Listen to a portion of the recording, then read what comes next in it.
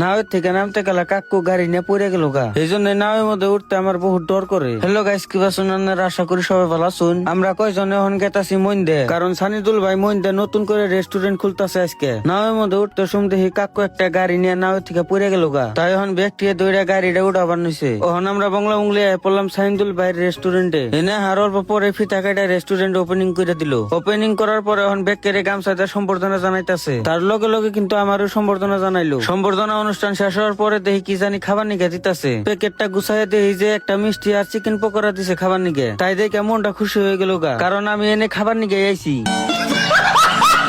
আর এনে এনে যদি আনেরা 9 দিন বিরিয়ানি খান, তাহলে 10 দিনের দিন পয়সা দেন রাখবো না। এটা আনে গনিকা অফার। আর এইটাই এই রেস্টুরেন্টের মেনু কার্ড। কি কি আছে আনেরা পয়রা নেন। আমি আবার অত ইংলিশ জানি না। আনেরা কম বেশি সব আজিদুল ভাই চিনুনি। আজিদুল ভাইয়ের সেলুনের লগে এই রেস্টুরেন্ট। বরবেটা থেকে মন দায়িত্বে সুমতলং পার হয়ে রাইট সাইডে বিল্ডিং এর উপরে এই রেস্টুরেন্ট। আশা করি আনেরা সবাই এনে আবান। আজকের ভিডিও এই পর্যন্তই। Bye bye guys.